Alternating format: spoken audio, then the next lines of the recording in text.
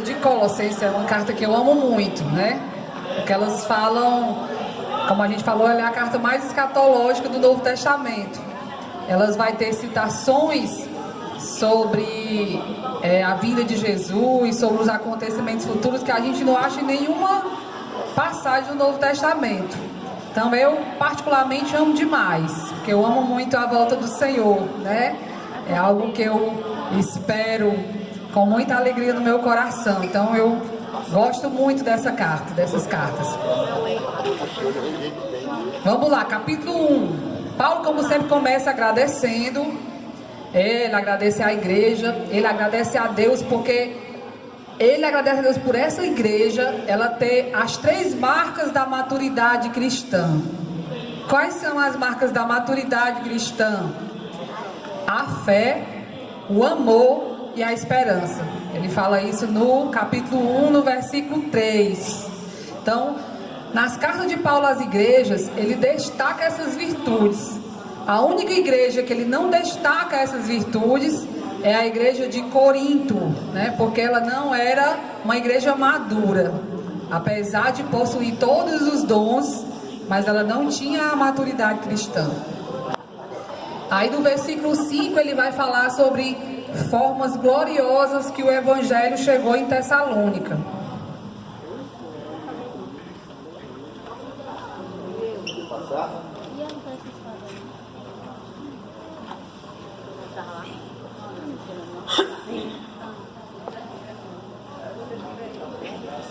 Então como é que ele fala que o Evangelho chegou em Tessalônica? Em palavras, em poder do Espírito Santo e em plena convicção. Em palavras, o apóstolo Paulo usou métodos inteligentes de abordagens para apresentar Jesus por meio das Escrituras. Ele arrazoou, expôs, demonstrou e anunciou. Então, como o pastor Silvério pegou, ele falava, ele pegava o Antigo Testamento e ia explicando aquelas passagens que se referiam a Jesus, onde tinham se cumprido ali Jesus nas Escrituras, e anunciava o Evangelho. E o Evangelho chegou em poder do Espírito Santo. A palavra utilizada por Paulo para poder é dinamis. Ela é usada geralmente para denotar energia divina. Pregar em poder, portanto, significa pregar na força e energia do próprio Deus. Palavras humanas seriam inúteis se a mensagem não fosse dada em poder. Então, por que Paulo em 3 sábados conseguiu uma multidão de convertidos? Porque ele pregava no poder do Espírito Santo. Por mais que ele fosse um doutor da lei, um conhecedor da lei, se ele não tivesse o poder do Espírito Santo, com certeza, ele não conseguiu o êxito que ele conseguia, né? E chegou também em plena convicção. O que é convicção? É o efeito imediato da presença e do poder do Espírito Santo no coração dos embaixadores. Então, quem está proclamando a palavra, ele precisa ter convicção do poder e da presença do Espírito Santo na sua vida, para que ele possa realmente expor de forma clara, de forma que penetre o coração dos ouvintes, né? Aí lá no versículo 6 e 7 ele vai falar que aquela igreja se tornou modelo. Apesar de ser uma igreja nova, mas ela se tornou modelo. A igreja de Tessalônica recebeu a palavra em meio a muita tribulação, mas com a alegria do Espírito Santo. Olha o diferencial, né? A alegria do Espírito Santo. A igreja não apenas seguiu o testemunho de Cristo e dos missionários, mas também tornou-se exemplo para os demais. Ela se tornou fonte de inspiração para os crentes da sua província, a província da Macedônia, que ficava no norte da Grécia, e também para os crentes da província da Acaia, que ficava no sul da Grécia, e em outros lugares mais distantes. O testemunho daquela igreja era ouvido e ela se tornara fonte de inspiração para os irmãos. O impacto da palavra na conversão, nós temos lá no versículo 9. Os gregos e os romanos tinham muitos deuses, né? Eles tinham diversos templos, cultuavam a muitos deuses. E quando aqueles irmãos se convertiam, os membros da igreja abandonaram os seus ídolos e passaram a adorar e servir o Deus vivo. Então imediatamente eles deixavam os cultos pagãos, eles deixavam as práticas pagãs, eles deixavam as imagens pagãs e adoravam unicamente a Deus. E aquilo fez um impacto muito grande do evangelho naquela cidade. Capítulo 2. Nesse capítulo, o apóstolo faz uma defesa do seu apostolado, pois o estavam acusando de ser bajulador, de estar atrás do dinheiro do povo, de ser ganancioso, de não ter propósitos puros, de não ter intenção santa. O que os falsos mestres procuravam era minar a autoridade do apóstolo, né? Então eles procuravam de todos os meios tentar denegrir a imagem dele, tentar fazer com que ele ficasse desacreditado, que consequentemente desacreditaria também a sua palavra, né? A sua mensagem.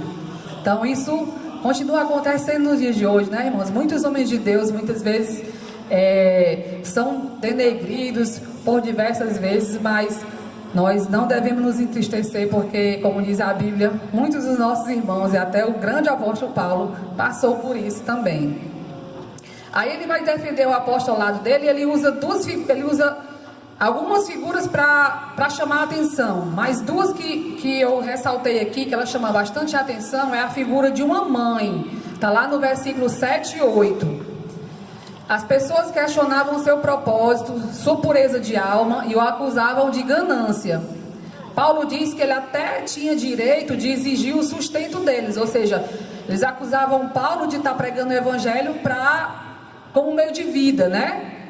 Aí Paulo diz, olha, eu até tenho o direito, como embaixador de Cristo, de viver do evangelho, mas para que isso não causasse uma barreira, para que o evangelho chegasse ao coração de vocês, eu não fiz isso aqui em Tessalônica, como ele também faz a mesma coisa na igreja de Corinto. Mas ele diz ao contrário, ele os tratava como uma mãe que acaricia seus filhos, com zelo maternal, com ternura e com doçura. Era assim que Paulo se portava, né? E a outra figura que ele usa é a figura de um pai exemplar, está lá no versículo 9 ao 12. Paulo tem a doçura de uma mãe, mas ele também tem a firmeza e a autoridade de um pai. Ele usa as expressões exortamos, consolamos e admoestamos. A palavra admoestar vem da palavra grega noutésia, que significa confronto. Paulo não era o tipo de líder religioso que passa a mão na cabeça das pessoas para não melindrar, né? Não vou confrontar não, para o bichinho não se desviar, né? Ele era a mãe que carrega no colo e o pai que exorta, que conforta e que admoesta. Ou seja, Paulo chamava mesmo para o confronto, né? E para que ele fazia isso?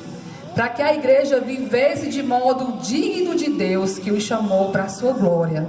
Ou seja, Paulo não estava interessado em quantidade, Paulo estava interessado em qualidade. Ele não queria saber se ele ia ter uma multidão de seguidores, ele queria saber se ele tinha uma multidão de pessoas convertidas verdadeiramente ao Senhor. Ele faz a defesa do seu apostolado e mostra o seu estilo de trabalho, de pregar o evangelho e de cuidar das ovelhas do Senhor. Então ele vai mostrar como é que o estilo de trabalho dele, né? Então ele usa essa figura de pai, de mãe e algumas outras para mostrar como era o seu estilo. A partir do versículo 13, Paulo descreve como os tessalonicenses estão enfrentando lutas. Notem que essa igreja influenciou a capital da Macedônia, que ela é a capital. Essa igreja influencia e é modelo para a província da Acaia, que a capital era Corinto, e também é exemplo e modelo para a igreja de Judeia e Jerusalém, que também padeceu perseguição dos judeus, assim como eles estavam sendo perseguidos pelos judaizantes, né? Então, essa igreja tornou-se referência também para esses irmãos. A partir do versículo 17 a 20, Paulo faz uma oração por eles. E no versículo 18, Paulo mostra a ação de Satanás impedindo a obra, né? Ele diz, olha, eu queria muito ter voltado a estar com vocês, mas eu fui impedido por Satanás, né? A Satanás, ele é um opositor da igreja de Deus, da obra de Deus e do avanço missionário. Paulo não descreve de que forma o diabo estava agindo, né, para impedi-lo, mas ao que tudo indica, pode ter sido pela perseguição que ele sofreu naquela cidade, né? Ele saiu de lá escorraçado, então de repente voltar lá seria até uma ameaça à sua vida, né? Mas ele não deixa claro como isso acontece, como o diabo estava agindo, mas ele deixa claro que o crescimento da igreja e a obra missionária é uma batalha espiritual. E para lutar com essas forças espirituais do mal, nós precisamos de armas espirituais para anular sofismas e destruir fortalezas. Ou seja, não adianta querer vencer na obra de Deus, militar na obra de Deus na carne, né? Que a gente vai só apanhar. Se a gente quiser vencer na obra de Deus, tem que ser com as armas espirituais. Entender isso é fundamental para o avanço da igreja de Deus, irmãos. Às vezes nós vemos muitos ministérios sendo prejudicados, muitas pessoas que têm capacidade de ir bem mais longe, mas elas não entendem essa verdade. Quando vem as lutas, acham que estão lutando contra pessoas, né? E começam a militar na carne e muitas vezes perdem aquilo que Deus tem para as suas vidas. Então a gente entender esse princípio é fundamental para que a gente possa cumprir o propósito de Deus na nossa vida. Aí no capítulo 3, ele envia Timóteo para saber notícias da igreja, né? Timóteo traz as notícias para Paulo e deixa Paulo mais animado e ele faz uma oração pelos Tessalonicenses. No capítulo 4, dos versículos 1 ao 12, Paulo vai tratar sobre dois importantes temas, que é a santidade do sexo e a santidade do amor fraternal. Paulo tem notícia que alguns irmãos têm vivido uma vida nada santa no que diz respeito à área sexual, né? Em virtude deles viverem naquele meio em que a prostituição era algo comum, né? E ele vai tratar de uma maneira muito séria essa questão. No verso 3, ele vai tratar de um assunto muito específico.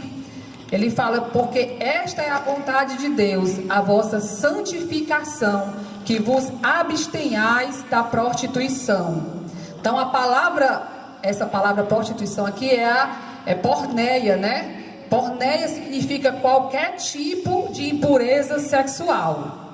Desde pornografia, a homossexualidade, a fornicação, a adultério, a bestialidade, qualquer forma que foge do natural de Deus para a sexualidade, ela é colocada dentro dessa palavra porneia. E nos versículos 4 e 5, Paulo exorta a santificação do corpo e diz que não controlar o corpo, não controlar os ímpetos, não controlar os desejos carnais não é compatível com o cristão, mas com os ímpios que não conhecem a Deus. Então ele está mostrando para aquele povo de Tessalônica que vivia imergido nessa cultura, que eles agora não podiam mais fazer parte da vida deles, que a vida do cristão ele tinha que ser santificado no corpo, na alma e no espírito, né? Aí no verso 6 ele diz que ninguém ofenda nem defraude a seu irmão. O que é que significa essa palavra defraudar? Defraudar vem da palavra grega pleoniketen. Significa despertar um sentimento ou desejo no outro que não pode ser satisfeito licitamente. Então, quando se desperta um sentimento em alguém que ele não pode ser satisfeito de forma lícita, dentro da palavra de Deus, isso é defraudação. É ir além, ultrapassar os limites. Defraudar é tirar vantagem de outra pessoa mediante comportamento sensual, libidinoso e provocativo.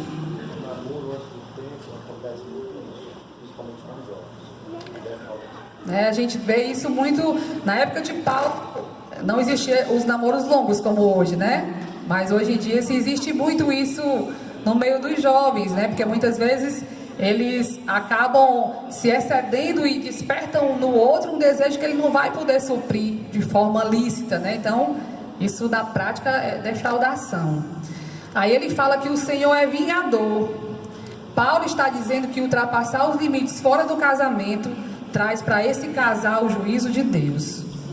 É por isso que a gente vê, irmãos, muitos casamentos onde as pessoas começam da forma errada, não colocam o Senhor como o centro, né? Lá na frente tem diversos prejuízos em diversas áreas, porque, como o Paulo está dizendo ali, o Senhor é vingador, né? E no verso 7 ele reafirma isso. Orar por ele. Deixa eu só tentar trocar uma. Então ele reafirma isso, porque não nos chamou Deus para imundícia, mas para santificação. Ele deixa isso bem claro para os Tessalonicenses. E no versículo 8 ele diz que o padrão de santidade na área sexual é uma orientação divina. E rejeitar isso é rejeitar o próprio Deus. E continua dizendo, ele nos deu o Espírito Santo. E o Espírito Santo é quem nos capacita a vivermos uma vida de santidade. Então Paulo está dizendo, olha, tudo que foge do padrão moral da sexualidade que o Senhor estipulou, ou seja, dentro do casamento, quando se rejeita isso, quando se peca, né, contra o próprio corpo, você está rejeitando o próprio Deus. Aí ele está dizendo, o Senhor lhe deu o Espírito Santo. Você não pode dizer que fez algo porque foi tentado acima das suas forças, porque o Espírito Santo é quem nos capacita para vencermos, né? E em outras palavras está dizendo, se alguém quiser vencer nessa área, tem que estar cheio do Espírito Santo. Aí no versículo 9 ao 12 ele vai falar sobre o amor fraternal. Ele destaca 4 verdades acerca do amor fraternal. A primeira é que o amor fraternal é um dever, né? Não é uma escolha, é um dever. A segunda é que o amor fraternal deve crescer. A igreja deve trabalhar de forma a que o amor fraternal possa crescer entre os membros, entre os irmãos, né? Aí no versículo 11 ele fala que o amor fraternal é responsável. E no versículo 12 ele fala que o amor fraternal é irrepreensível.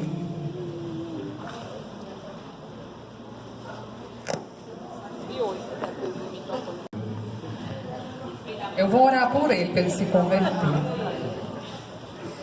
Aí, a partir do versículo 13 do capítulo 4, vem a parte mais gostosa que eu acho dessa carta, né? Que é a parte escatológica. Aí eles estavam acontecendo aquele problema lá, que os irmãos estavam tristes, porque pensavam que os crentes que haviam morrido no Senhor não iam subir no arrebatamento, não iam ver a glória do Senhor, né?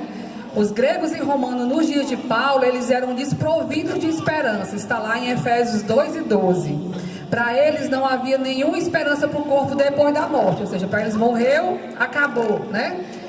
Em contraste com a desesperança pagã, Paulo começa a mostrar a gloriosa esperança dos santos, né? Que é a esperança da igreja, a esperança de todos aqueles que são fiéis ao Senhor. Aí ele começa falando a revelação. Ele diz, olha, nós temos a palavra de Deus. As religiões têm especulado sobre o destino das pessoas após a morte, né? Os filósofos discutem sobre a imortalidade. Os espíritas falam na comunicação com os mortos. Agora Paulo chegou para resolver esse problema, né? Que os crentes de Tessalônica estavam lá tristes porque seus parentes tinham morrido e não iam participar da vinda do Senhor. Então Paulo vai resolver dizendo que nós não precisamos especular, pois temos uma revelação específica e clara de Deus acerca do nosso destino após a morte. Lá no versículo 15 do capítulo 4, a Bíblia tem uma clara revelação acerca da morte e da ressurreição, que está lá também em 1 Coríntios, João, e depois os irmãos vão pegar essas referências nos slides, bem como acerca da segunda vinda de Cristo. A autoridade da palavra de Deus dá-nos a segurança e o conforto que precisamos. Ele disse, olha, irmão, vocês não precisam ficar atribulados com isso. Nós temos a palavra de Deus. A palavra de Deus, ela nos esclarece qual é o destino dos irmãos após a morte, né? Como vai acontecer isso na vinda de Jesus? Aí o versículo 14 e 15, ele vai falar sobre a volta de Cristo. Cristo voltará novamente. Aí ele vai falar que os vivos não terão nenhuma vantagem em relação aos mortos na vinda de Jesus. A preocupação dos tessalonicenses era que os cristãos que haviam morrido deixassem de ver a glória associada à volta de Cristo para a igreja. Paulo responde à pergunta deles ao afirmar que, na verdade, aqueles que estavam mortos iriam antes dos que vivem na terra, né? Vamos ler o versículo 15 aqui para a gente esclarecer melhor para a gente.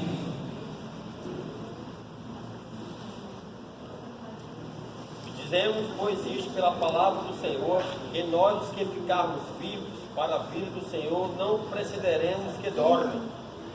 Pode ler o 16 mesmo. Porque o mesmo Senhor será do céu com alarido, com voz de arcanjo e com a trombeta de Deus. Os que morreram em Cristo ressuscitarão primeiro. Aí o 17, né? Depois nós, os que ficarmos vivos, seremos arrebatados juntamente com ele nas nuvens, a encontrar o Senhor nos ares. E assim estaremos para sempre com o Senhor.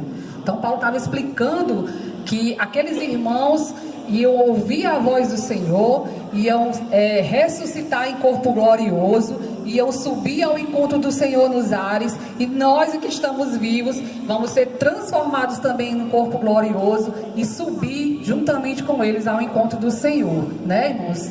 Que linda esperança a nossa na vinda do Senhor. E é bom, viu? E é bom demais. E nós estamos... Paulo responde a pergunta deles ao afirmar que, na verdade, aqueles que estavam mortos iriam antes dos que vivem na terra. Aí ele vai explicar sobre a ressurreição. Os mortos em Cristo ressuscitarão. A doutrina da ressurreição, ela era rejeitada pelos gregos e pelos saduceus também. A base da doutrina da ressurreição dos salvos é a ressurreição de Cristo, está lá em 1 Tessalonicenses 4,14. Paulo diz que quando Cristo voltar e der a sua palavra de ordem, os mortos vão ressuscitar. Versículo 16. Os mortos vão ouvir a sua voz e sair dos túmulos. A trombeta soará e os mortos ressuscitarão. Então, os nossos irmãos que morreram no Senhor, né? Eles, no momento do arrebatamento, vão subir também em corpo glorioso, juntamente com a igreja do Senhor, para estar para sempre com o Senhor. Arrebatamento. Aí no versículo 18 e 18 nós devemos consolar os irmãos com estas palavras, né? Isso. Exatamente, Paulo vai concluir dizendo que eles deviam consolar aqueles irmãos que estavam tristes com essas verdades, né? Os que eles tinham, é bom dizer, quanto aos que estavam mortos, né? Porque quanto aos que estavam vivos, eles não tinham problema, não tinham dúvida. É exatamente isso, porque a dúvida deles, a tristeza deles era pelos irmãos que haviam morrido, os parentes, os irmãos, poxa, eles vão perder esse evento tão glorioso, eles vão perder a vinda do Senhor, a glória do Senhor, porque para eles achavam que morreu, acabou, né? Então Paulo vai explicar que eles vão ser ressuscitados, vão ser transformados, vão participar juntamente com aqueles que estão vivos. Na verdade, eles vão ser ressuscitados primeiro e subir antes dos que estão vivos, e depois os que estão vivos vão ser transformados e subir e encontrar com o Senhor nos ares, né? Aí lá no versículo 17 ele fala isso: os crentes que estiverem vivos serão transformados e arrebatados para encontrar o Senhor nos ares. Os cristãos vivos serão arrebatados com os outros cristãos nas nuvens para se encontrar com o Senhor nos ares, né? Então é provável que essas nuvens que Paulo está falando aqui possam ser realmente as nuvens atmosféricas aqui que fica no nosso céu, né? Também que fala que elas estarão presentes na segunda vinda de Jesus, lá em Apocalipse 1:7, quando fala da volta gloriosa do Senhor, a parousia, como é bem conhecida. Ou pode também se referir, em outras interpretações, às multidões ressurretas que são mencionadas como uma nuvem, né? Então se pode dizer que a nuvem, a atmosfera é propriamente dita, ou se são as multidões de pessoas. O que a gente sabe é que na Bíblia o Senhor é muitas vezes acompanhado de nuvens manifestando a sua glória. Lá no Salmo 68:4, 97:2 relata isso, né? Mas o importante disso tudo é que nós estaremos para sempre com o Senhor. Não interessa se é nuvem atmosférica, não interessa se é nuvem de pessoas, o que interessa é o resultado, que nós vamos estar para sempre com o Senhor. Glória a Deus. Aí no versículo 17 e 18 ele vai falar sobre a reunião, né? Os salvos estarão para sempre com o Senhor. A maravilhosa verdade descrita nos versos 13 a 17 deve ser um consolo para os tessalonicenses e para todos os cristãos, né? Quando morre alguém que a gente ama muito, a nossa esperança é que um dia nós vamos encontrar aquela pessoa, vamos ser arrebatados juntamente com ela e vamos viver na eternidade com ela, né? Então, esse consolo foi para os tessalonicenses e é para nós nos dias de hoje. Eles se enganaram a pensar que somente aqueles que estivessem vivos no momento da volta de Cristo testemunhariam a glória desse retorno triunfal e participariam dela. O fato é que os cristãos que morreram ressuscitarão primeiro e assim irão ao encontro de Cristo no céu antes dos vivos. Observa que Paulo espera uma resposta prática e imediata para esse grande ensino. Ele esperava que imediatamente aqueles irmãos ficassem consolados e deixassem de se atribular por conta desse assunto, né? Os tessalonicenses deveriam lembrar uns aos outros dessa verdade como uma fonte de consolo diante da morte. Você vê que a frase está no presente, consolai-vos uns aos outros, né? Indicando que pensar a cada dia que o Senhor pode voltar a qualquer momento deveria ser um constante consolo para todos nós. Então, a volta do Senhor para o crente verdadeiro, ela deve trazer um consolo e não um medo, né? Tem muita gente que diz, ai meu Deus, eu tenho medo. Se tem medo, é porque não está preparado, né?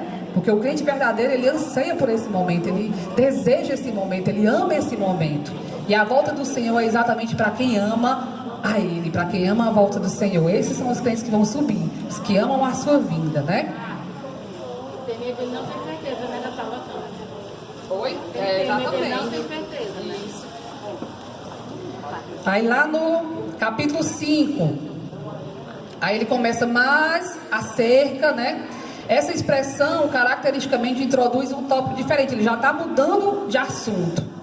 Da discussão acerca do arrebatamento, o apóstolo passa para o tema do dia do Senhor. Dos versículos 2 a 11, Paulo desenvolve o tema do dia do Senhor. Essa expressão era bem familiar para os judeus, né, que conheciam as escrituras em hebraico, porque no Novo Testamento era muito citado o dia do Senhor, né? Era citado como o juízo de Deus. Duas fases caracterizavam o dia do Senhor no Antigo Testamento: o juízo de Deus contra os pecadores e o reino eterno de Deus sobre o seu povo. Então, eles já eram familiarizados com isso. O juízo de Deus será um momento de treva e expressão da ira divina. Nós vemos isso lá no livro de Joel, de Amós, de Sofonias. E o seu reinado será um momento de bênção. Tem lá em diversas passagens de Isaías, Zacarias, Mateus e Atos. Então aqui Paulo usa a expressão dia do Senhor para se referir à volta de Cristo e ao juízo iminente. Ou seja, Paulo estava falando sobre o arrebatamento, né? Agora Paulo já está mudou o assunto para falar do dia do Senhor, que ele se refere à volta gloriosa do Senhor, quando ele virá para reinar e para julgar os povos, né? Quando ocorrer o arrebatamento, é provável que não haja eventos imediatos de abalar a terra, mas no devido tempo acontecerão eventos sérios que deixarão claro que o dia do Senhor começou. Esses eventos são mencionados em 2 Tessalonicenses 2, que nós vamos estudar já já, como a aparição do homem do pecado, ou seja, o anticristo, né? E a retirada daquele que detém o pecado, lá no versículo 7. Esses dois grandes eventos deixarão claro que o dia do Senhor já começou, ainda que isso não aconteça simultaneamente, né, irmãos? Aí ele fala no versículo 3, vamos ler aqui, 5:3. Pois quando disserem a paz e segurança, então lhes sobrevirá repentina destruição. Você observa aí que Paulo não se inclui nessa citação e nem inclui os seus leitores nessa citação. Quando eles disserem, né, que é evidente que ele está se referindo aos incrédulos, né? Ou seja, quando ele já estava falando do dia do Senhor, que é o momento que a igreja já vai estar arrebatada, né? Momento após a grande tribulação. Então ele fala, quando eles disserem, ele não está se incluindo porque está evidenciando que a igreja não fará parte desse momento. Nos versículos 9 e 10, Paulo afirma que Deus não nos destinou para a ira. A nós, os cristãos, haverá ira no dia do Senhor, mas será a ira de Deus contra o mundo incrédulo que desprezou a Cristo e zombou dele. E nós temos também essa verdade lá em Apocalipse 6, do 12 ao 17, né? Então, existem muitas correntes teológicas acerca da vida de Jesus, né, irmãos? Existem os pré-tribulacionistas, que é o que nós somos, né? A nossa igreja crê que nós cremos que nós subiremos antes da grande tribulação. Existem os mesotribulacionistas, que é os que creem que a igreja vai subir no meio da grande tribulação, ou seja, no final do primeiro período, né, dos 3 anos e meio da grande tribulação. E existem os pós-tribulacionistas, que geralmente são os irmãos reformados, que eles creem